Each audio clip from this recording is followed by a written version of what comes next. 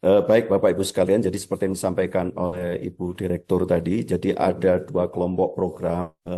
Ada program yang memang kita kerjasamakan dengan BPLPI, sehingga nanti untuk implementasi maupun pedomannya nanti dengan BPLPI yang akan menjelaskan, menyampaikan apa saja program-program yang terkait dengan kompetensi maupun PLP. Yang kedua, yang program memang yang digulirkan oleh kami.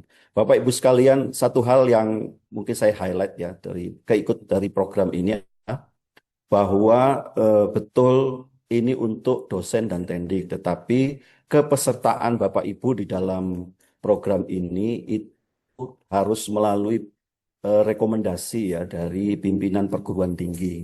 Mengapa demikian? Makanya nanti harus ada penugasan dari pimpinan masing-masing. Maksudnya adalah supaya keikutsertaan program ini tentu diharapkan bisa ditindaklanjuti oleh perguruan tinggi. Recording in progress. Karena ya nanti yang akan menerima program ini pun juga jumlahnya kan terbatas ya. Artinya tentu harapannya akan diteruskan oleh pimpinan perguruan tinggi untuk bisa saja menjalankan program itu serupa. Yang kedua, diharapkan keikutsertaan ini tidak sekedar cuma ikut serta meramaikan, tetapi ini sudah menjadi bagian dari rencana strategis dari masing-masing institusi. Ketika itu menjadi rencana strategis, maka ini diikutkan di dalam program ini. Baik, Bapak Ibu sekalian, kita masuk ke program pertama, yaitu bantuan pengembangan materi digital. Tadi disampaikan oleh Bu Direktur ada sekitar 50% dosen kita itu belum mendapatkan sertifikasi pendidik. Dan satu faktor itu adalah eligibilitas di dalam kemampuan para dosen dan tendik terkait dengan kapasitas kompetensi dari aspek pedagogik. Nah, sehingga kita mencoba dalam tahun ini satu program yang baru memfasilitasi para dosen untuk menyiapkan materi pedagogik yang disampaikan dalam pelatihan pekerti AA. Jadi bantuan pengembangan materi digital nanti ini ada 3 kategori. Kategori yang pertama itu adalah materi pedagogiknya sendiri, yang ini untuk pelatihan T dan AA, yang ikut serta di dalam pemberian bantuan penyusunan materi untuk yang pedagogik ini adalah para dosen dan tidak termasuk tendik ya, para dosen yang sudah pernah mendapatkan TOT. Jadi mereka untuk tahap awal ini adalah para trainer-trainer yang mungkin selama ini materinya masih materi yang yang tidak digital begitu. Sekarang kita berikan kesempatan untuk mengisi materi itu di dalam MOOCs. Sehingga itu yang kami akan fasilitasi, sehingga dosen di luar itu tentu bisa mengakses materi-materi ini sebagai syarat untuk mendapatkan sertifikat pelatihan terhadap pekerti maupun nanti AA, karena sebagaimana diketahui sertifikat pelatihan pekerti itu juga menjadi syarat untuk penerimaan Serdos. Nah, yang perlu dipahami dari keikutsertaan Bapak Ibu para tutor untuk mengisi materi-materi digital di sini, itu nanti setiap pendaftar itu dapat memilih 5 tema materi. Nanti panduan itu secara detail disebutkan. Jadi materi-materi yang dimuat di dalam pelatihan pekerti maupun AA. Jadi setiap pendaftar itu memilih 5 materi, namun dalam setiap tema materi itu akan diseleksi dari 5 pendaftar tadi. Jadi nanti akan dipilih satu materi dari masing-masing bidang akademik, vokasi, dan seni. Jadi satu tema materi itu nanti ada satu tema materi untuk bidang akademik, satu tema materi untuk vokasi, satu tema materi untuk bidang seni. Dan tentunya tema materi yang disampaikan itu disesuaikan dengan bidang keilmuannya masing-masing. Kemudian kategori kedua, Bapak Ibu juga bisa dosen, ini juga bisa mengisi tema materi yang memang untuk pemenuhan kompetensi profesional, manajerial, leadership, sosial, kepribadian, dan kompetensi teknologi digital. Kalau yang ini bebas kepada para dosen, tidak. Kalau yang tadi hanya untuk saat ini, untuk para tutor yang sudah pernah mendapatkan sertifikasi TOT. Yang kedua, ini bebas untuk para dosen untuk bisa mengisi materi ini. Ketiga, itu tema materi untuk peningkatan kompetensi tenaga pendidik yang ditujukan untuk kompetensi manajerial, leadership, self-improvement, dan teknik informasi. Jadi ruang ini bisa diisi oleh para tendik, terutama ini para tendik yang K3 ini. Jadi nanti tema-tema materi itu akan ditempatkan di satu platform di ICE begitu dan di masing-masing perguruan tinggi tentunya. Nah, durasi pelaksanaan program itu selama 3 bulan. Nah, ini Bapak Ibu sekalian komponen pendanaannya itu maksimal di satu tema materi itu kita berikan dana 50 juta per tema materi maksimal. Dan itu komponennya meliputi ada insentif 50%, kemudian bahan habis pakai 5%, dan belanja lain tapi tidak boleh belanja yang bersifat belanja modal atau investasi peralatan, tidak diperkenankan. Jadi yang selebihnya yang 45% itu bisa digunakan untuk sewa peralatan atau lisensi atau HKI. Jadi itu Bapak Ibu sekalian, ini kesempatan bagi perguruan tinggi baik negeri maupun swasta.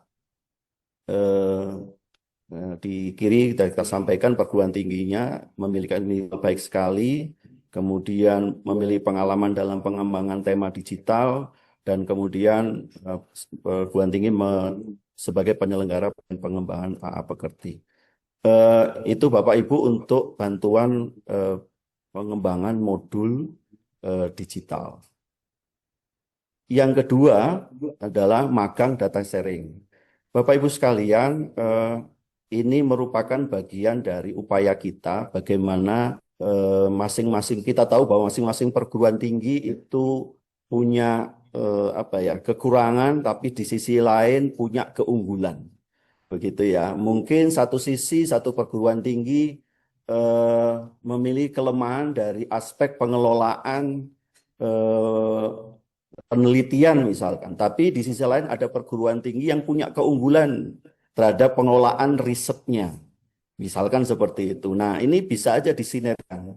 Jadi bisa saja memang untuk yang magang data sharing ini perguruan tinggi yang ikut magang dan perguruan tinggi yang di situ nanti disebutkan di belakang itu minimal akreditasi C ya. Kemudian yang di atasnya untuk yang sebagai magang itu akreditasi minimal baik sekali maupun unggul. Tapi bukan berarti bahwa untuk mengikuti magang data sharing itu bisa saja sama-sama akreditasi baik sekali. Bisa saja seperti demikian. Karena mungkin satu sisi kita tahu satu sisi mungkin punya ada satu aspek yang memang harus ditingkatkan di perguruan tinggi itu, tapi sisi lain dia punya keunggulan. Nah, ini kemudian disinergikan dalam program magang dan data sharing. Jadi nanti aktivitas Bapak Ibu sekalian, para dosen dari perguruan tinggi sasaran, istilah kami pertisas ya Bapak Ibu. Pertisas ini yang memang perguruan tinggi yang memang ingin ditingkatkan ini performance-nya dari berbagai aspek. Lalu kemudian magang di perguruan tinggi yang kira-kira memiliki keunggulan tertentu. Nah, di situ nanti para dosen maupun tendik, jadi nanti peserta yang magang itu boleh saja dosen tendik atau dosen saja atau tendik saja, tergantung tema apa yang yang akan ditingkatkan atau diperbaiki. Jadi para dosen dari perguruan tinggi sasaran itu magang di perguruan tinggi yang punya keunggulan tertentu. Salah. Nah, dari setelah pelaksanaan magang, kemudian dari perguruan tinggi prestisum istilahnya itu nanti akan mengirimkan pakar gitu ya, pakar ke perguruan tinggi sasaran. Jadi imbal balik begitu. Jadi ada dosen yang dikirim untuk magang, nanti setelah dia selesai magang, nanti ada pakar dari situ yang akan dikirim ke perguruan tinggi perguruan tinggi sasaran, pertisas istilahnya, artinya tempat di mana ada dosen tendik itu magang. Rangkaian itu semua waktunya adalah 12 hari. Tentang pengaturan waktunya itu bebas, silakan perguruan tinggi sasaran maupun Pertisum itu saling berkomunikasi, saling menyepakati kurikulumnya seperti apa, gitu ya. Kapan kapan magangnya, kapan jadwalnya untuk data sharingnya. Jadi silahkan di apa namanya dibicarakan antara Pertisas dan Pertisum. Nah, komponen pembiayaannya itu mungkin nanti panduan sudah bisa dilihat. Jadi meliputi ada biaya penginapan, transportasi harian, narasumber, honor data share, dukungan manajemen. Cuman untuk pengusulnya ini adalah dari sisi Pertisas, jadi perguruan tinggi yang akan ikut magang. Jadi proposalnya proposal dari program magang ini nanti akan dibuat oleh Pertisas, tentu dalam penyusunan proposalnya itu sudah berkomunikasi menyepakati dengan Pertisum. Bapak Ibu, syarat untuk yang Pertisas akreditasi minimal baik atau C, sedangkan persyaratan perguruan tinggi untuk sumber akreditasi minimalnya baik sekali. Tapi untuk pelaksanaan magang data sharingnya tidak selalu yang akreditasi yang lebih rendah, kemudian magang di yang akreditasinya lebih tinggi, tapi bisa juga yang sama, gitu ya, Bapak Ibu, karena mungkin ada keunggulan tertentu di satu sisi. Kemudian untuk data-nya, karena data share kita syaratkan minimalnya lektor kepala dan memiliki NUPTK. Adapun untuk tendiknya tentu memiliki dengan jenjang S2 dan memiliki jabatan fungsional tertentu. Persyaratan narasumber juga narasumber ketika dalam pelaksanaan magang. Sedangkan untuk data share itu yang akan dikirimkan ke perguruan tinggi asal. Ini untuk magang dan data sharing. Kemudian berikutnya yang ketiga yaitu sertifikasi kompetensi dan tendik. Jadi ini tujuannya dalam memfasilitasi peningkatan kompetensi para dosen dan tendik sesuai dengan kebutuhan institusi dan sesuai dengan level kompetensinya Bapak Ibu. Di sini Bapak Ibu baik dosen maupun tendik diberi ruang yang bebas untuk memilih skema apa yang yang diinginkan. Tapi sekali lagi disesuaikan dengan kebutuhan di institusi, disesuaikan dengan levelnya. Nanti si perguruan tinggi dari perguruan tingginya yang merekomendasikan Bapak Ibu. Jadi tidak serta-merta kemudian Bapak Ibu langsung daftar, makanya nanti di persyaratan selalu kami diminta untuk menyampaikan semacam dokumen gitu ya dari pimpinan perguruan tinggi untuk merekomendasikan kira-kira skema apa dipilih. Jadi silakan Bapak Ibu bisa memilih, perguruan tinggi memilih sertifikasi kompetensi baik itu yang lewat online maupun yang on-site ya Bapak Ibu sekalian. Jadi silakan nanti komponen. Jadi kalau on-site berarti 5 komponen 1, 2, 3, 4, 5 itu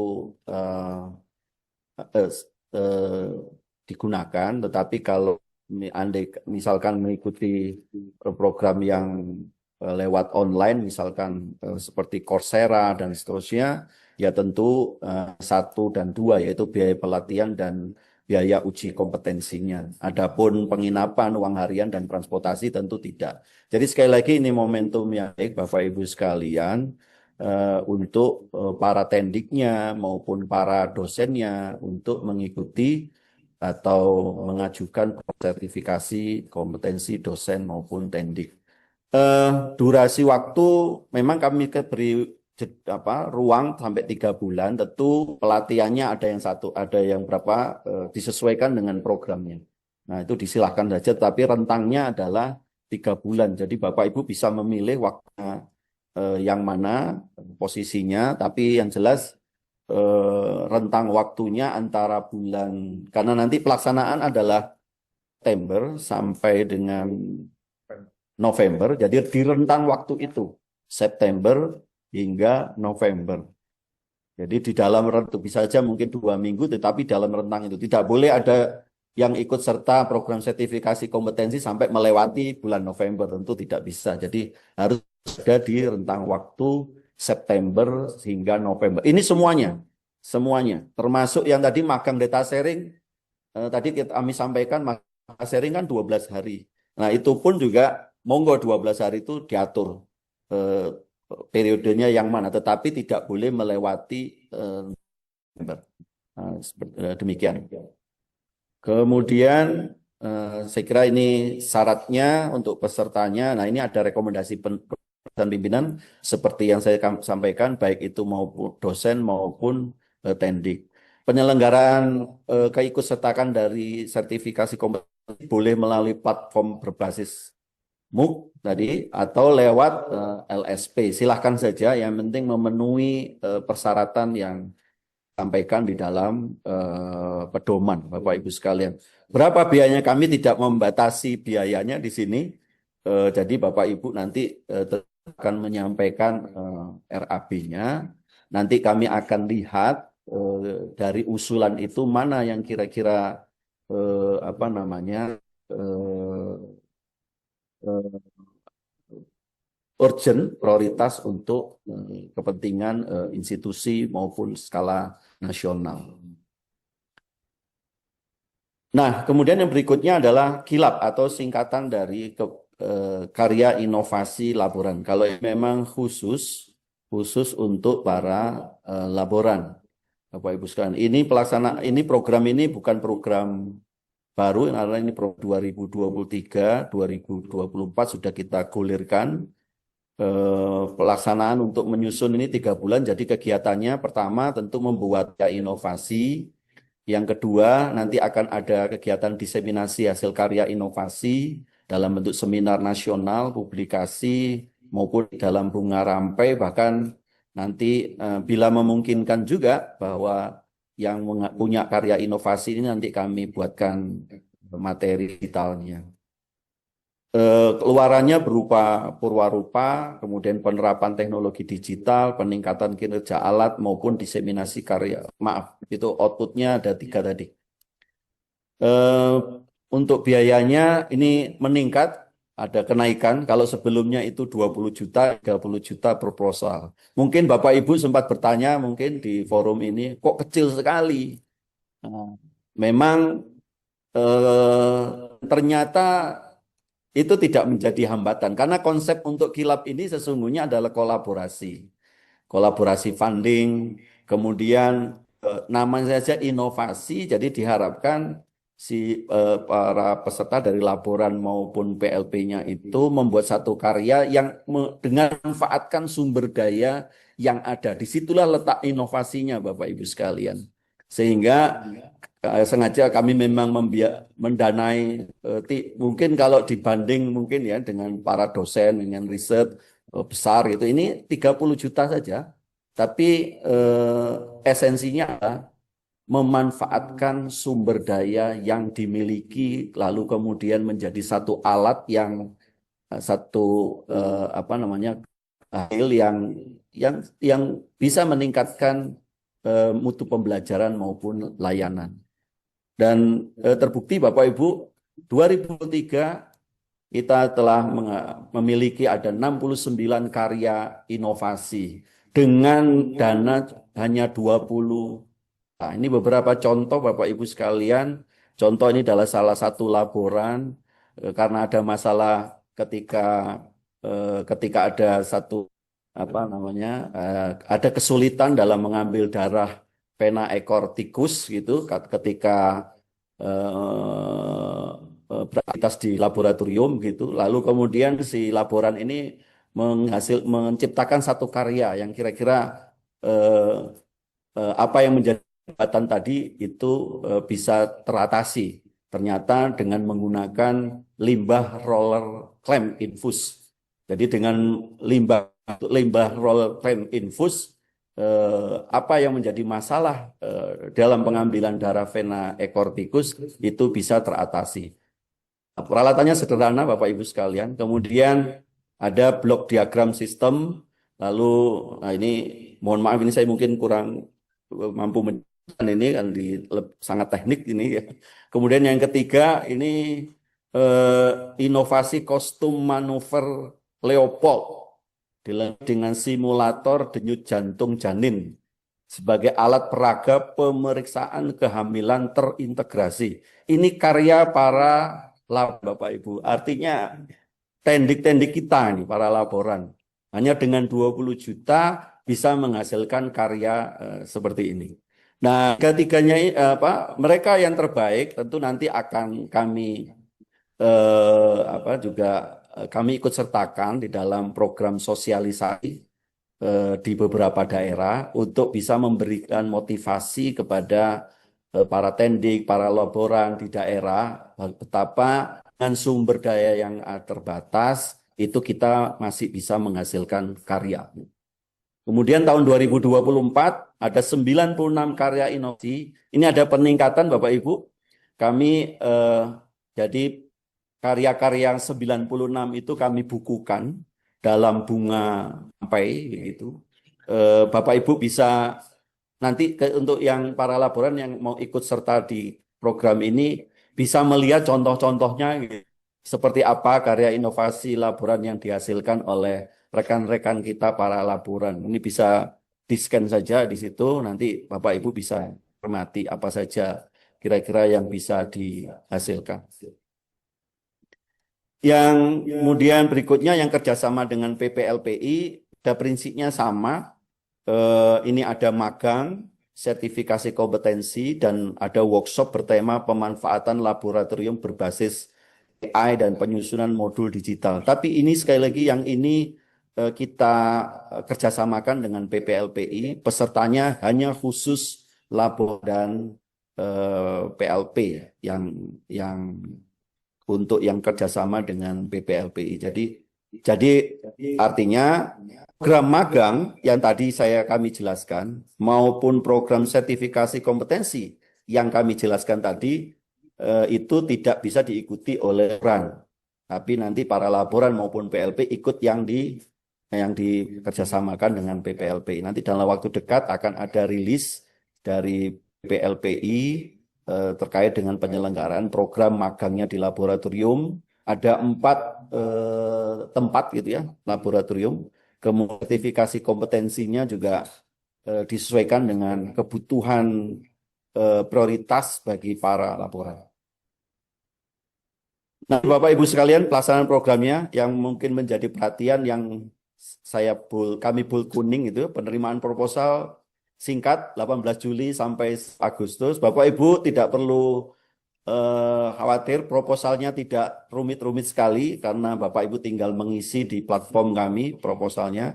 Jadi mudah-mudahan dengan memberikan kemudahan-kemudahan itu banyak dari Bapak Ibu untuk ikut serta di dalam program kami tadi.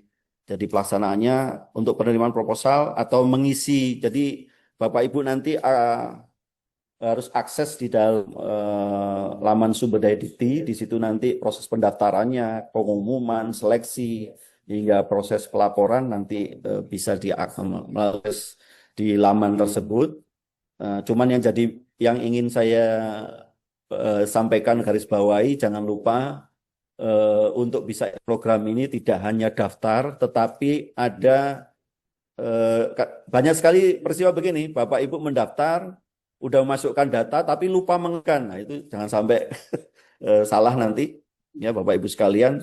Jadi ini ada waktu 18 Juli hari ini sudah bisa mulai hingga 10 Agustus.